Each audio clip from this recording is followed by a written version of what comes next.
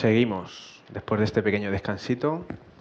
Antes de nada, Alfonso no ha comentado antes y creo que merece la pena que lo conozcáis. Hay un blog que es Aprende de Git, que hasta ahora pues, los artículos que ha escrito Alfonso pues yo creo que están bastante interesantes. Hay poquitos, a ver si poco a poco le vamos dando caña, aunque escribir es muy complicado y hace falta mucho tiempo.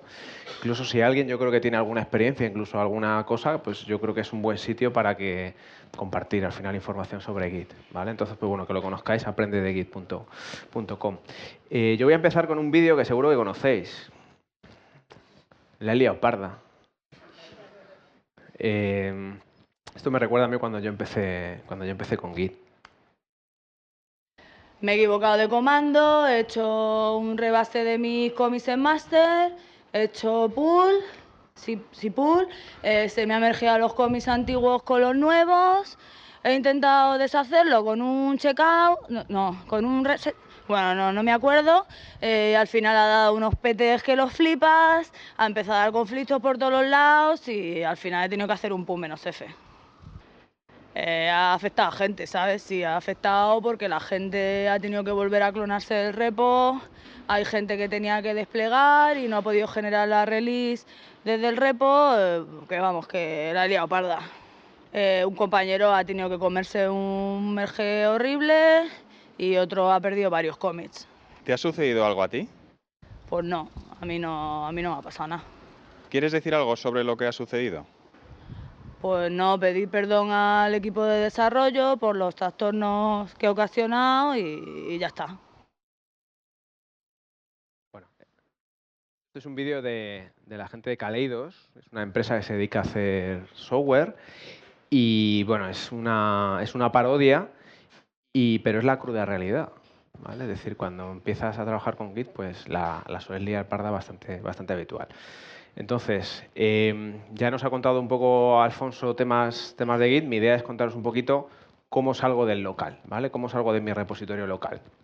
Una de las cosas muy interesantes de Git que nos ha comentado Alfonso es que tengo un repositorio completo instalado en mi máquina y cada uno de los desarrolladores que forma el proyecto tiene un repositorio completo en su máquina, con lo cual yo voy en el avión y voy trabajando y voy haciendo commits, ¿vale? Voy en el tren y puedo ir haciendo commits. Cuando llego a la oficina sincronizo mi código. Bien, ese sincronizo mi código puedo hacerlo de muchas maneras. Puedo directamente sincronizar mi código contra un compañero, directamente, y así ir haciéndolo con cada uno de las personas.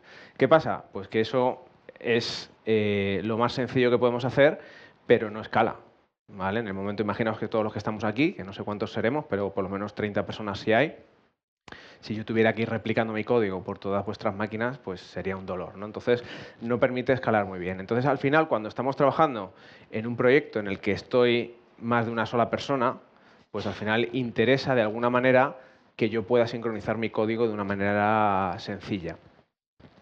¿Cómo puedo hacerlo? Pues teniendo una máquina a la que todo el mundo pueda acceder y todo el mundo pueda empujar sus cambios, que es como se llama en Git, push, y pueda recuperar esos cambios. ¿Bien?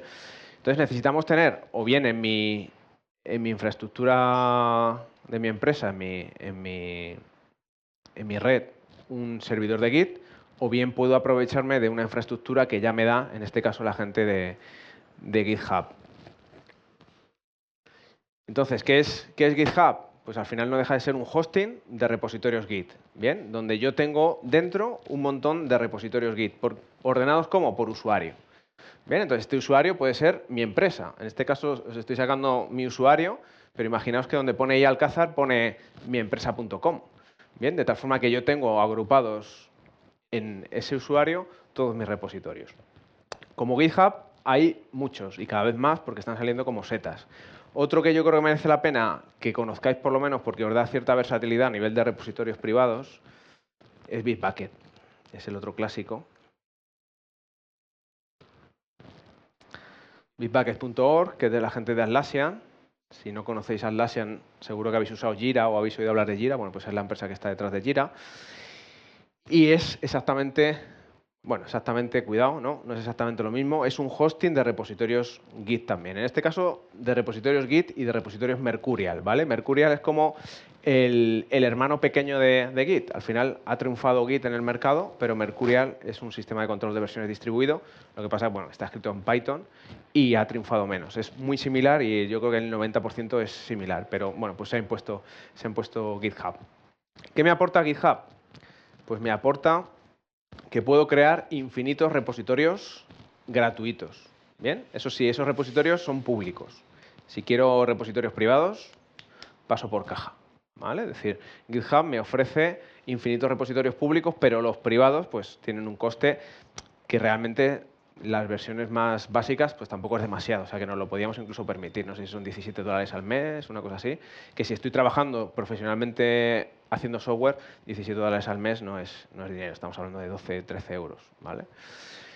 Lo bueno de Bitbucket es que me ofrece repositorios Git privados, de forma gratuita. Lo único que esos repositorios Git privados son solo hasta 5 usuarios, ¿vale? Con lo cual, si en vuestro proyecto estáis trabajando 5 o menos personas, podéis crear repositorios Git en Bitbucket.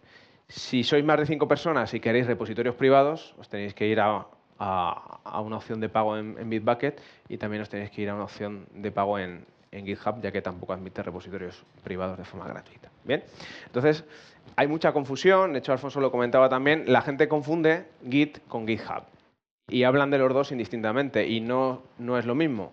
Git es lo que yo tengo en local, mi repositorio, sistema de control de versiones. GitHub es un servidor donde yo subo mi código y eso está compartido. ¿Vale? Es un hosting que yo contrato y ahí subo todos mis repositorios. En este caso veis todos los repositorios, por ejemplo, que tengo yo en mi usuario.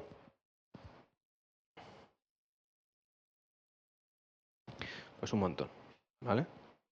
Tengo un hobby que es ir por ahí añadiéndome repositorios por ahí, aunque luego no los vea nunca, pero bueno, es una afición, ¿no? Entonces tengo aquí repositorios que ni sé qué son, pero ahí los tengo, que queda bonito. Luego en las demos dice, oh, mira cuántos repositorios tengo, ¿no?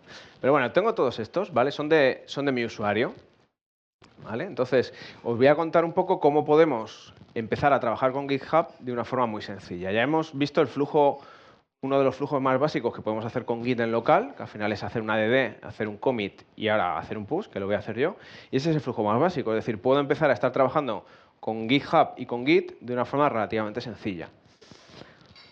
A mí lo que me pasó, y seguro que a algunos ha pasado también, es que ese paso inicial es sencillo. Y Internet está plagada de cómo hacer el flujo básico de Git. El problema viene cuando ya quiero dar el salto y quiero hacer algo más que sea el flujo básico y 4 cosas más, unos merge, unas ramas y poco más. Yo creo que falta información en ese sentido, falta información de calidad y al final, pues, cuando nos metemos a hacer cosas que sean un pasito más, la liamos parda, ¿vale? Por lo menos yo la he liado parda muchas veces. Te vas a Stack Overflow, lo solucionas, pero el problema es que no sabes lo que está pasando por dentro. Entonces, al final, la vuelves a liar parda otro día porque realmente te falta el conocimiento de lo que está haciendo Git internamente. Entonces, para poder empezar a trabajar con GitHub, podéis hacerlo de dos maneras.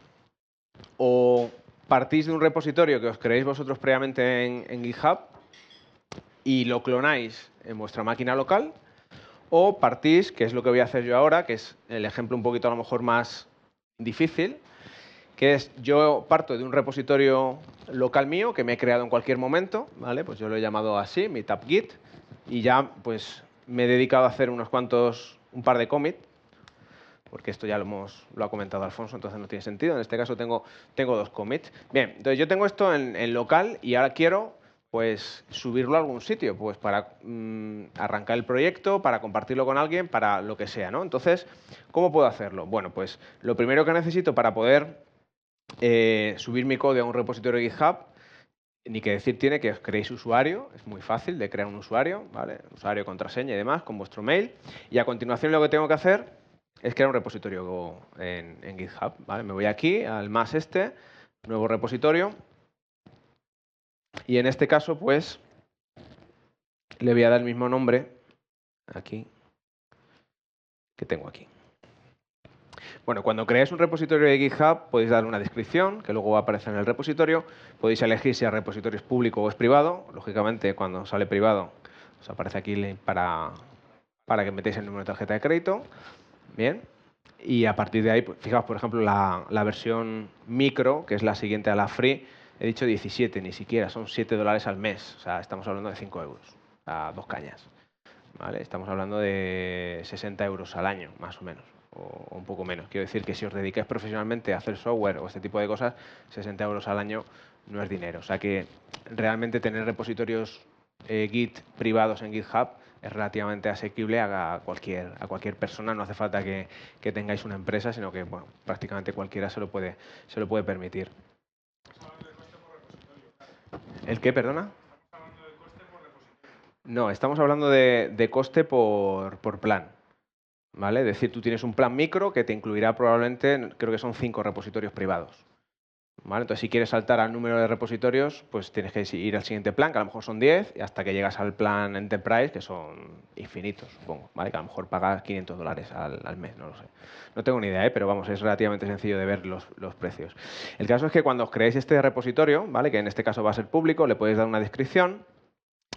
Le podéis crear un fichero README. Los ficheros README es el estándar que utiliza GitHub para mostrar la información en portada de mi proyecto. Y esto es un estándar de GitHub, que luego han copiado el resto, pero no tiene que ver nada con Git. ¿Vale? La gente también se lía. ¿Esto del README me hace falta obligatoriamente? No. Esto es simplemente para que la información aparezca en la página de inicio de tu repositorio en GitHub. ¿Vale? Entonces, desde aquí podríamos decirle que sí quiero un README marcando esta opción.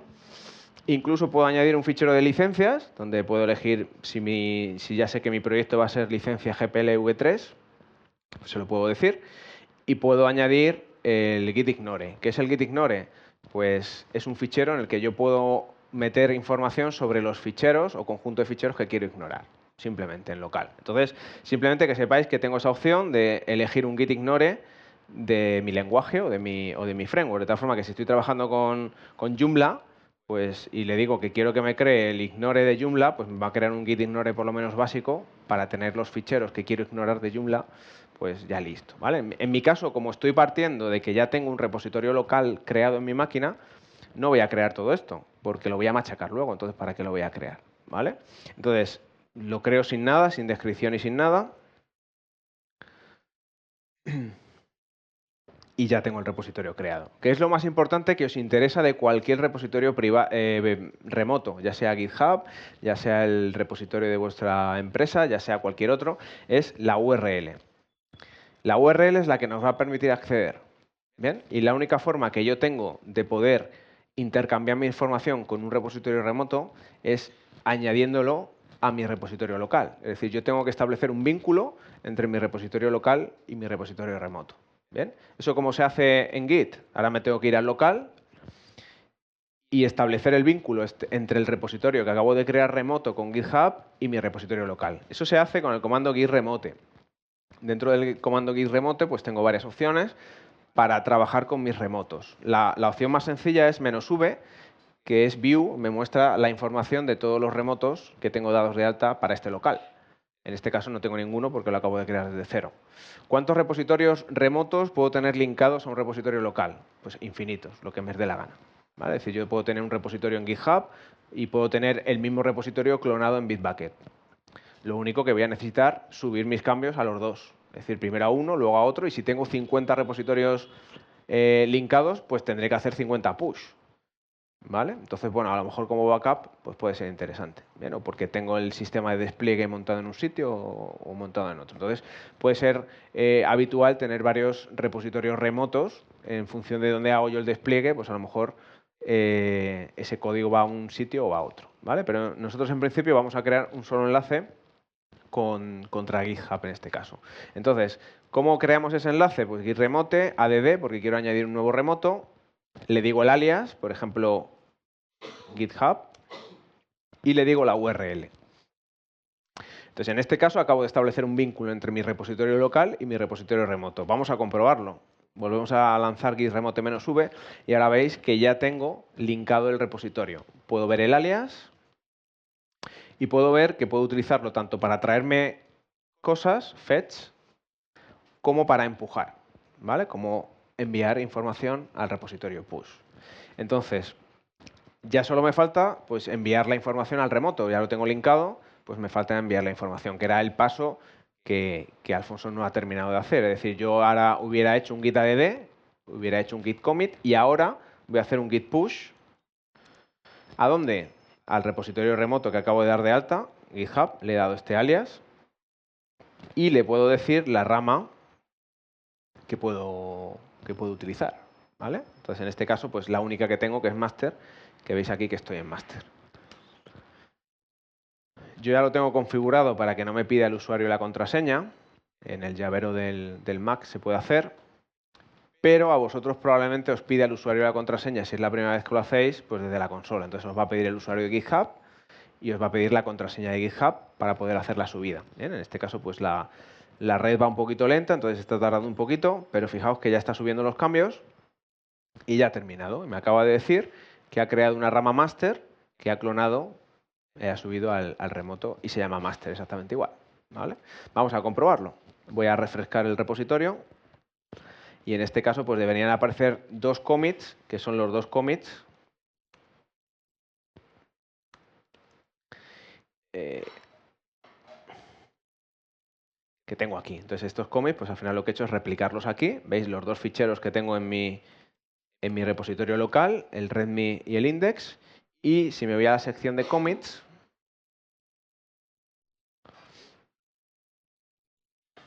pues veo los dos commits que acabo de crear. Incluso me puedo meter dentro de estos commits y puedo ver exactamente la información que hay dentro. Bien, esta información que hay dentro de un commit es lo que se llama un change set, ¿vale? Es decir, yo siempre pongo el mismo ejemplo. Si yo pudiera poner un commit bajo el microscopio y poder ver lo que hay dentro de un commit en Git, lo que hay es un conjunto de cambios sobre ficheros, ¿vale? Y eso en inglés se llama change set. Y cuando yo entro dentro de un commit, estoy viendo ese change set. En este caso, mi change set está formado por un solo fichero que se llama readme, al que le he añadido esta línea. Bien, esto mismo, por ejemplo, pues podría hacerlo sobre mi repositorio local con, por ejemplo, el comando git show, ¿vale? El comando git show y el identificador de commit me muestra exactamente ese change set, pero en local, ¿vale? Entonces, esta información que se muestra aquí, ¿veis? Con una línea añadida en verde, es más o menos la misma información, lo que pasa que aquí puesto en bonito, que se está mostrando aquí, ¿vale? Entonces, GitHub me da toda la potencia y toda la capa web para poder manejar el repositorio Git desde remoto. Bien. Dudas que suele haber. Y entonces, ¿cómo puedo hacer desde GitHub para hacer un commit? No puedes, ¿vale? Es decir, GitHub lo único que te permite es visualizar información. Y la única acción un poquito diferente que sí que actúa sobre mi repositorio es lo que se llama un pull request, ¿vale? Un pull request que da para una charla. De hecho, hay una charla creada con pull request, creo, ¿no? Un pull request es un invento de la gente de GitHub, que luego también han copiado el resto, pero es un invento de la gente de GitHub y al final lo que me permite es fusionar dos ramas remotas. Bien, por resumirlo mucho. Yo creo que esa es la única opción que yo puedo ejecutar directamente con GitHub. El resto de opciones yo las tengo siempre que hacer en local. Si yo quiero crear una nueva rama, no puedo crearla en GitHub. GitHub solo es el hosting. Yo tengo que crearla en mi repositorio local y luego subir esos cambios, ¿vale? Por ejemplo, voy a hacerlo muy rápido. Imaginaos que en este punto en el que estoy me interesa crear una rama, ¿vale? Yo voy a ir en modo vaquero, es decir, si ahí por línea de comandos, no voy a abrir el source tree ni nada porque no merece la pena. Entonces, imaginaos que yo me creo una nueva rama que la llamo, por ser originales, nueva rama. Ya me posiciono en ella directamente con el mismo comando. Imaginaos que voy a hacer aquí, pues, un commit rápido, ¿vale?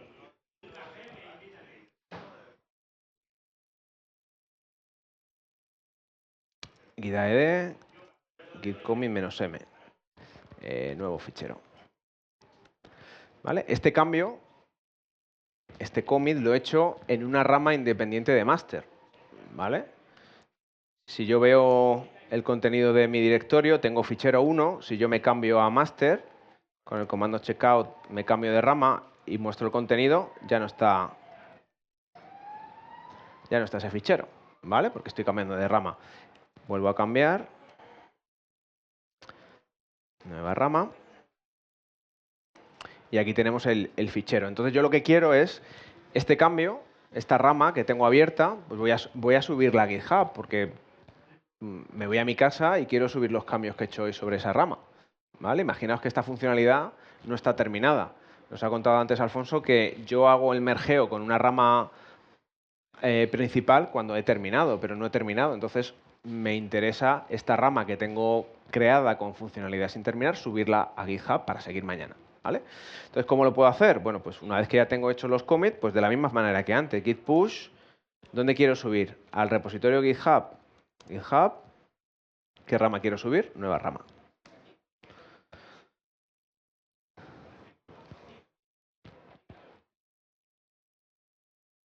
Entonces, en este caso, lo que estamos haciendo es exactamente lo mismo. Subiendo el commit que acabo de crear dentro de una nueva rama que se llama nueva rama.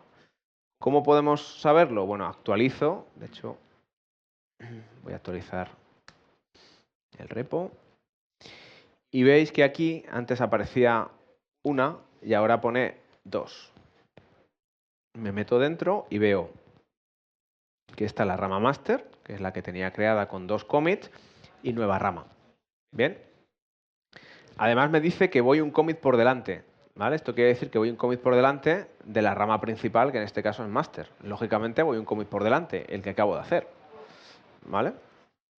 Si vemos, esto es un truquillo por si no tenéis, a mí me ha pasado alguna vez, sobre todo cuando estoy en un ordenador que no es el mío, que no tengo mis herramientas, entonces no tengo source tree, que yo también lo uso, para ver visualmente mi flujo de ramas. Entonces, pues si estáis en una situación desesperada y no sabéis muy bien el flujo de vuestras ramas, hay un comando, git log, que os muestra el log de todos los commits, que le ponéis la opción decorate, le ponéis la opción one line y le ponéis la opción graph, que me muestra lo mismo que source tree, de una forma un poquillo cutrecilla, con asteriscos y barras y demás, pero me muestra mucha información. Entonces, si no tenéis nada más y queréis de alguna forma ver un poco cómo están vuestras ramas, pues esto a mí me ha sacado más de un aprieto. ¿Vale? Entonces, en este caso, fijaos, este es el primer commit, este es el último, y nueva rama está un commit por delante de la rama master. Bien, entonces, eso es lo que me está mostrando esa información. Entonces, ¿qué más me ofrece GitHub? Pues me ofrece un montón de estadísticas, métricas, me ofrece una wiki pequeñita, me ofrece un sistema de issues para yo poder ir controlando las peticiones sobre mi proyecto. O sea que no es solo un hosting de repositorios Git normal y corriente, sino que además pues me permite ciertas funcionalidades. Ahora lo vamos a ir viendo en esta barra que tenéis aquí. ¿Vale? Pues veis, por ejemplo, tengo un sistema muy sencillito, pero para poder abrir un nuevo ticket con una nueva issue, poder cerrarlo, poder interactuar. ¿Vale? Pues yo podría aquí abrirme una nueva y ver las que tengo asignadas, las que tengo duplicadas, las que son bugs, etcétera, etcétera. Esto lo puedo ir manejando. Es muy sencillo, pero suficientemente potente. ¿Vale? Yo aquí podría crear una nueva issue con una nueva funcionalidad que quiero hacer. Entonces, para no tenerlo apuntado en cualquier sitio, pues lo llevo apuntado dentro de mi propio proyecto. ¿Vale? Nueva funcionalidad, la que sea.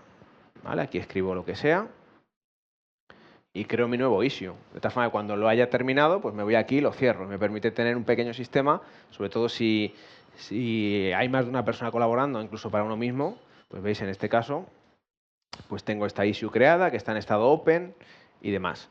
¿Qué más me permite GitHub? Una pequeña wiki. Una wiki donde yo puedo subir, por ejemplo, la información de mi proyecto. ¿Vale? Me permite crear páginas y con el formato Markdown pues me permite crear cierto negritas, enlaces y demás. Entonces, me da el hosting, me da los issues y me da esa pequeña wiki. Entonces, para empezar un proyecto, incluso proyectos grandes, están en GitHub. Ahora mismo cualquier proyecto open source que se precie está en GitHub subido. ¿Vale? Hay muchas empresas que utilizan los repositorios GitHub de la gente para decidir si les contratan o no. De hecho, si alguno está en algún proceso de selección, probablemente os hayan pedido si tenéis usuario en GitHub y si tenéis ahí vuestro código. Es decir, ver GitHub, y digo GitHub porque es el más utilizado, pero en general este tipo de sistemas, como una forma también de daros a conocer y de crear proyectos y de compartir con la comunidad. No solo de utilizarlo para un proyecto que tengo ahí, sino pensar en que eso también puede ser vuestro currículum. ¿Vale? De hecho, hay una web, me gusta promocionarles porque son españoles, Master Branch, y hay que Producto Nacional. Master Branch, que no sé en qué estado está, pero porque hace mucho que no les sigo. Master Branch es un proyecto por encima de GitHub, que tú metes tu usuario, dices los repositorios GitHub que tienes y te monta como un currículum. ¿Vale? Te monta como tu currículum, ¿vale? Pues están ahí. No sé si esto sigue, esto ya no sé, ahora mismo me dejáis con la duda, pero te permitía eso, ¿no? Entonces, pues son interesantes. Hay un ecosistema en torno a GitHub interesante. Más cosas que podéis hacer, y con esto ya acabo por si hay alguna preguntilla.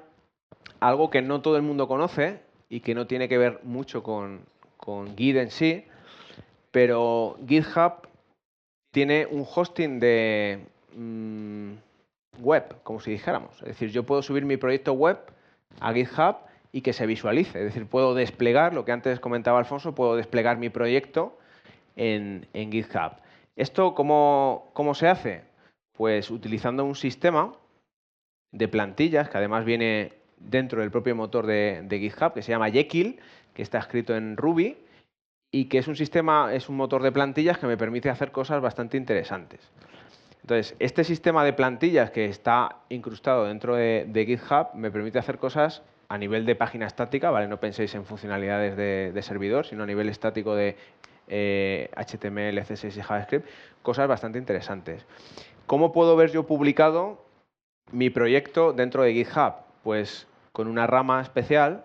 Si yo dentro de mi proyecto me tuviera una rama, que la tengo que crear en local como antes, que se llama, la rama la voy a poner aquí, gh-pages, lo pongo ahí para que lo veáis simplemente. Es decir, si yo creo dentro de mi repositorio GitHub una rama que se llame así, eso automáticamente está publicado en GitHub. ¿Vale? Ejemplo, esta web, que es una conferencia que montamos hace un par de años sobre JavaScript. Esto que veis aquí, ¿vale? Toda esta web y toda su funcionalidad es una web estática, ¿vale? Está montado sobre GitHub, ¿vale? De hecho, lo poníamos por aquí, hosted by, ¿vale? Hosted by GitHub, ¿vale? Y os voy a enseñar el repositorio.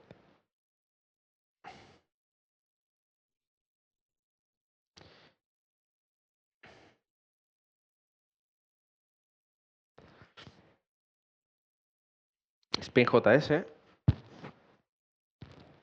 Este es un repositorio privado, ¿vale? No vais a poder verlo.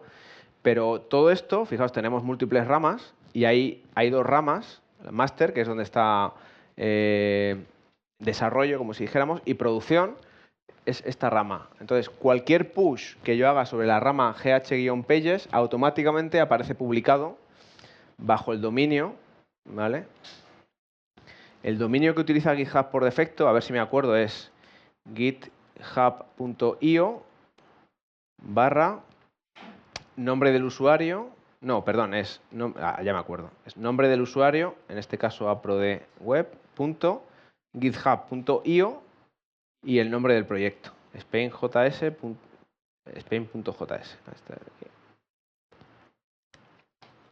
A ver si no me deja mal, pero sale la web de Spain.js.org, pues la tenemos redirigida, pero es justamente eso. Es decir, que con esta pequeña cosita de utilizar el nombre del usuario y el proyecto en el dominio github.io, ¿vale? Os lo dejo aquí por si queréis apuntarlo. Todos los push que yo haga sobre la rama gh-pages automáticamente aparecen publicados. Con lo cual es un hosting que tenéis ahí de forma gratuita que para vuestros proyectos, insisto, estáticos a nivel de HTML, CSS y JavaScript, pues podéis utilizar. ¿Vale? Entonces, pues es una de las cosas que no todo el mundo conoce que me ofrece de forma extra GitHub. ¿Vale? Y yo creo que hasta aquí, por no alargarme más, por si tenéis alguna preguntilla, vamos contestándolas, ¿vale? Tiene alguna cosilla más GitHub, pero yo creo que hemos visto más o menos lo importante. Preguntas, por ahí.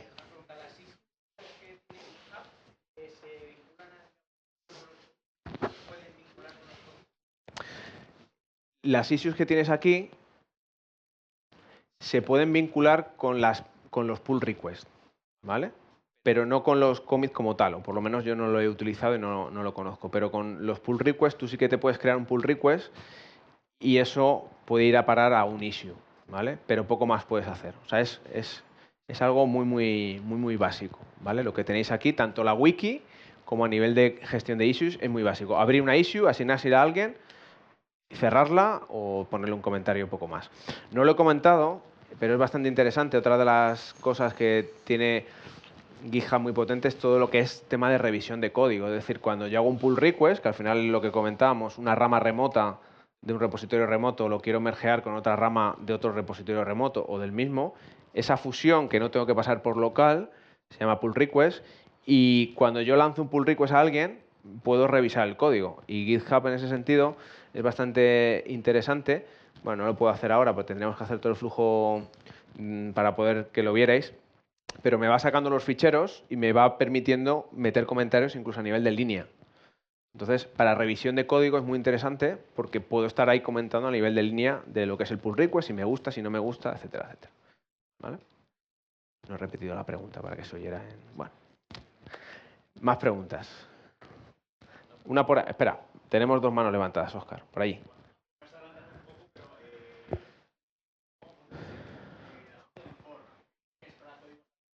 Vale. Vale. ¿Cómo te llamas? Carlos pregunta que está confundido sobre lo que es un fork, ¿vale? Y es cierto que no lo he comentado. Fork es la opción que tenéis sobre cualquier repositorio y básicamente lo que consiste un fork es en hacer una copia física de un repo remoto a mi usuario remoto. Bien, de hecho, si le diéramos a ese botón, aparece una fotocopiadora, que son unos cachondos lo de GitHub, aparece como un libro y una fotocopiadora, y es lo que está pasando. Es decir, están clonando un repo en una cuenta. Imaginaos, lo voy a hacer con cualquier otro, no sé. Voy a coger un repositorio al azar para que veáis el proceso de fork. Cualquiera, no sé, Docker, no le tengo ¿vale? Este no, ya le voy a tener. Entonces digo, bueno, me interesa este repositorio. Entonces, voy a hacerme yo mis cambios. Entonces, me interesa traerlo a mi usuario, ¿vale? Para tener una copia física. Le doy a fork. Tengo muchos usuarios porque otro de los vicios que tengo es crear usuarios. Con el usuario de Alcázar. ¿Vale? No se ha visto porque es muy rápido, en este caso lo ha hecho muy rápido, pero si tardara más en hacer la clonación, saldría la fotocopia ahí, que está fotocopiando. Y lo que ha hecho, fijaos, es que este repo que está en el usuario Docker lo ha copiado físicamente en mi usuario y Alcázar. Con lo cual yo tengo clonado y replicado este repo en mi usuario. Esto está muy bien porque automáticamente yo ya puedo hacer lo que sea en mi repo, es mío. ¿Vale? Problemas, que cuando actualicen el principal, cuando actualicen el de Docker, yo no me voy a enterar. Porque ya me he hecho la clonación y no están enlazados. Es decir, no se actualizan automáticamente lo que yo me traigo con un fork cuando me actualizan el principal. ¿Vale? Tendría que hacerlo yo manualmente. ¿Vale? Bitbucket sí lo hace, no sabía que lo hacía. ¿Vale? Pues Bitbucket dice Alfonso que sí lo hace. ¿Vale? Entonces un fork es, me traigo eso, lo fotocopio y a partir de ahí yo trabajo, porque ya es mi proyecto. Mientras que yo en este proyecto voy a poder subir mis cambios, en este no, salvo que me hagan contributo, ¿vale? O haga un pull request, una solicitud de pull request, que es la forma habitual de contribuir en proyectos open source. ¿Vale? Había una pregunta por aquí y luego la tuya, ¿vale? Un poco al hilo de la diferencia entonces, es que me ha quitado un poco la pregunta, pero ya me ha estado pillado. La diferencia es la posibilidad de trabajar con la rama principal, la rama original. Un fork es que yo clono un repositorio. No me gusta utilizar la palabra clon porque parece que es el comando clon, que es que yo me lo traigo a mi local, pero en el fondo es eso, es un clon de remoto a remoto. Entonces, un fork, yo estoy clonando un repositorio que tiene un usuario en GitHub en mi usuario de GitHub. ¿Vale? Y un pull request es que yo estoy desde mi repositorio remoto enviando cambios a otro repositorio remoto. O sea, podrían decirse que son operaciones inversas. Con el fork yo me traigo el repositorio completo y con el pull request me permite enviar información sin necesidad de pasar por mi local.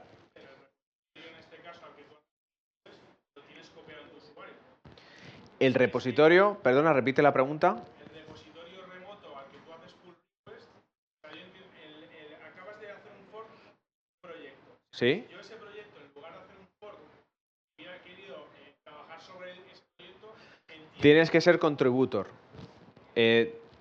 Repito la pregunta para que se oiga, es si tú necesitas hacer un fork para poder hacer luego un pull request, más o menos. O si tú al hacer un pull request tienes que haber hecho un fork previamente. Va por ahí, ¿no? trabajar yo en este proyecto, necesito hacer un fork antes, ¿entiendes? Vale. No tiene por qué. Te pueden hacer contributor si se fían de ti. No te lo van a hacer, ¿vale? Me darían una rama en este caso. Lo que tú tienes que hacer si quieres contribuir en un proyecto que esté en GitHub y no te den permisos de contributor, ¿vale? Al final dar permisos de contributor es irte aquí al proyecto, settings, contributors o collaborators, no sé cómo lo llaman, metes el usuario y lo que estás haciendo es dar permisos a otro usuario para que pueda hacer push sobre tu repositorio. Con lo cual, te tienes que fiar de lo que vayan a subir. Como eso no es lo habitual y tú a tu repositorio, a tu proyecto, no le vas a dar acceso a cualquiera, entonces lo que tienes que hacer es clonártelo, hacer un fork a tu repositorio, tú trabajas sobre tu repositorio de GitHub y cuando quieres subir cambios al que te has hecho el fork, solicitas un pull request. Es la forma habitual de colaborar en proyectos a través de GitHub. ¿Vale? Y Óscar, que había una pregunta por aquí. No sé si ya está resuelta o la tenías. Venga.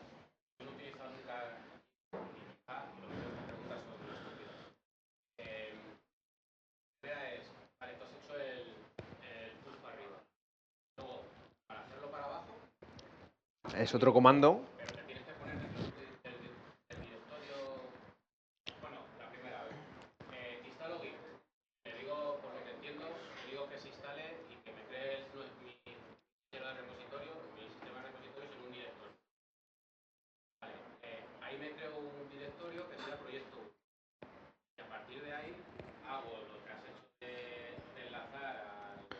Eso es, todas las operaciones que he hecho, que ha sido, me he creado el repositorio, lo he enlazado con Git remote y a partir de ahí ya puedo hacer push y puedo hacer pull o fetch, que es el comando inverso a push. ¿Vale? Otro proyecto. Sí, pero es otro proyecto diferente y es otro repositorio Git totalmente diferente.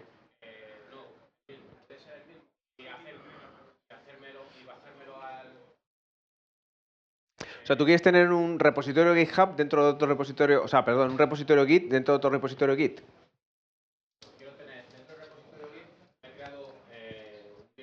Espera, que te van a dar ahí un micro para que... Vale. Dentro del directorio, en tu caso, que es dev-git, ¿no? Mi vale. proyecto se llama Meetup Git. Vale. Entonces, ahí lo has enlazado antes con el HTTPS. Con el remoto, eso vale, es, perfecto. con Git remote. Entonces, ahora me creo otro proyecto o directorio, que sería MetapGit. Me lo creo fuera vale, perfecto. y hago esto, ¿no? Sí, sí.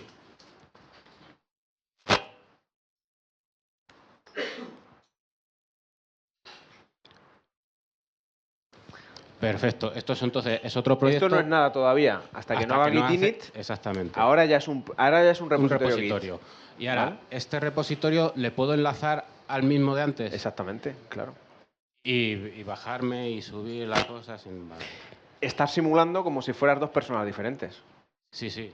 Un directorio es un repositorio completo, otro directorio es el mismo repositorio completo. Con lo cual, estás simulando. De hecho, yo eso lo hago en los cursos que doy de Git. Cuando estamos viendo flujos, pues tengo que hacerlo yo solo. Entonces, simulo dos personas, abro dos terminales, cada uno le pongo en un directorio y estoy trabajando contra el mismo remoto. Sí, sí, era eso por si en caso muchas veces te encuentras con que tienes que abrir dos líneas porque el cliente no sabe si quiere la versión en azul o en verde, entonces tienes que ir creando muchas cosas iguales, pero luego son cosas distintas. Pero eso no te hace falta crear dos proyectos. Tú tienes la versión en verde en una rama y la versión en azul en otra rama y estás trabajando en el mismo sitio.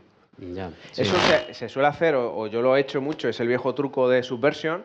Como Subversion tardas tanto en cambiar de ramas, pues hasta minutos, y yo me he ido a tomar un café para cambiar de una rama a otra, pues te abres dos workspace diferentes, uno en cada rama. Es un truco de perro viejo para evitar el cambio de ramas. Pero realmente, si todo fuera bien y Git no tarda nada en hacer un cambio de ramas, si tú tienes la versión en verde, pues la tienes en una rama. Y si tienes la versión azul, pues la tienes en otra rama. Por ejemplo, es una opción, ¿eh? Pero esto no es Git, esto es gestión del software en general. Vale. Solo era eso, gracias. Vale. ¿Alguna preguntilla más?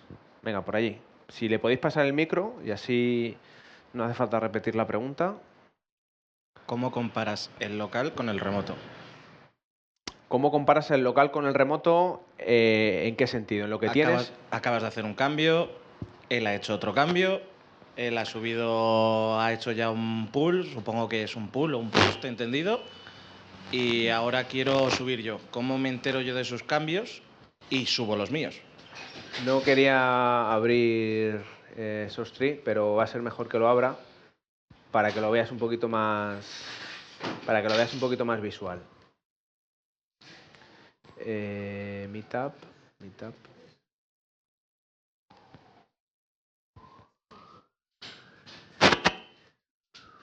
Bueno, fíjate, este es mi repo que acabo de clonar, o sea, que acabo de enlazar con el de GitHub, y acá aparecen 4 punteros, ¿vale? Aparece estos dos, que aparecen como en azul, y aparecen estos dos que son en gris, y siempre aparece delante la palabra GitHub, ¿vale? Estos son 4 punteros diferentes que los dos últimos apuntan a mi local y los dos primeros apuntan al remoto, con lo cual, jugando con estos 4 punteros, tú puedes saber dónde está tu remoto y dónde está tu local.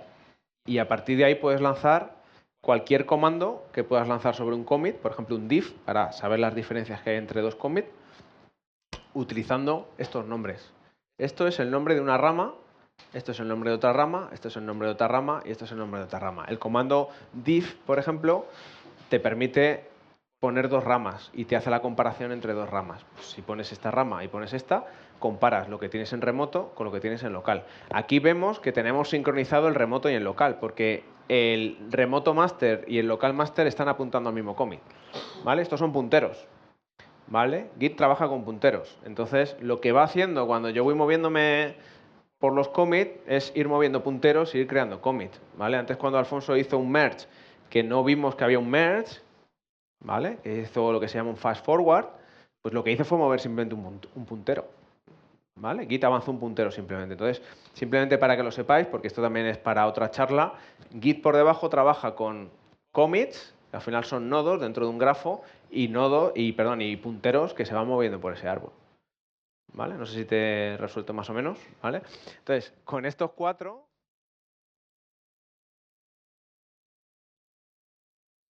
Se ha ido... Ahora, ya está, bien. Con estos 4 tú puedes lanzar cualquier comando de Git sobre estos 4 punteros. Si tú quieres comparar